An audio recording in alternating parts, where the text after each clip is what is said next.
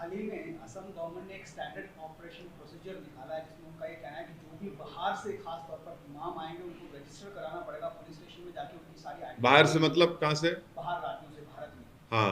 बाहर राज्यों से जो भी इमाम वहाँ पहुँचेंगे खास तौर पर उनको पुलिस स्टेशन में जाके अपना रजिस्ट्रेशन कराना पड़ेगा, आइडेंटिटी रीड करनी पड़ेगी और ये वहाँ के मस्जिद कमेटी की जिम्मेदारी होगी कि इस बात की सूचना पुलिस को पाए। उसको आप कैसे? उसका क्या कानूनी पहलू है? कुछ है ही नहीं। क्यों रजिस्टर करेंगे भाई? वो भारत का नागरिक है, वो इंडियन नेशनल है वो। हाँ, अगर कोई ऐसे नॉर्थ ईस्ट इलाकों में जा रहा है जहां पर मुझे जाने के लिए वीज़ा की ज़रूरत पड़ती है, या मुझे कुछ क्या बोलना चाहिए, वीज़ा नहीं बल्कि जो परमिशन लेटर होना पड़ता है लक्षद्वीप जाने के लिए और दूसरे, वो अलग बात है। अगर कोई भारत का नागरिक जा रहा है, वो एक इस्लामिक स्कॉलर है, उसको रजिस्टर क्यों कराना पड़ेगा? क्या भारत में फ्री मूवमेंट की रोकथाम लगा रहे हैं क्या वहाँ के मुख्यमंत्री वहाँ पर?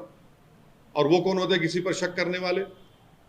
वो क्या भूल गए कि भारत की जंग आज़ादी में कौन थे? मौलाना महमूदुल हसन, हुसैन अहमद मदनी, उबैदुल्ला सिंधी, कौन थे लोग?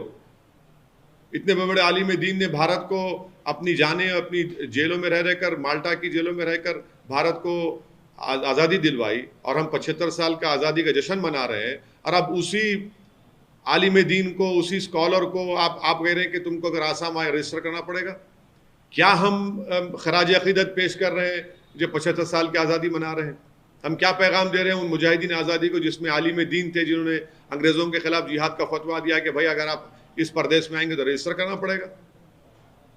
सरकार का तर्क ये है कि बाहर से आने वाले लोग आतंक फैलाते हैं। कौन से बाहर के लोग? क्या? अरे भाई, अब ये बताइए, जितने वहां पर जो मिलिटेंट ऑर्गेनाइजेशन है, क्यों बाहर के लोकल हैं वो, जिन पर सरकार ने उन पर पाबंदी आयत लगा दी, जो बांग्लादेश में बैठे हुए हैं? उल्फा कहाँ की है? वो टेररिस्ट ऑर्गेनाइजेशन है, आपने पाबंदी लगा दी, मगर ये तो नॉर्मल ह्यूमन बीइंग है, इसका कोई ताल्लुक ही नहीं है। कोई ऑर्गेनाइजेशन को अगर आप बैन कर रहे हैं तो समझ सकते बात को। कोई इस्लामिक स्कॉलर है, कोई मौलाना है, कोई आलिम दीन है, कोई मुहद्दिस है, कोई मुफ्ती है, बाहर से आएगा तो क्या उसका वो करेंगे? क्या गलत है ये बिल्कुल। मदरसों पे आरोप, ये तो झूठा आरोप है, झूठा आरोप है। आप पूरे मदरसों को बदनाम कर देंगे क्या? कितने मदरसों को बदनाम करेंगे आप?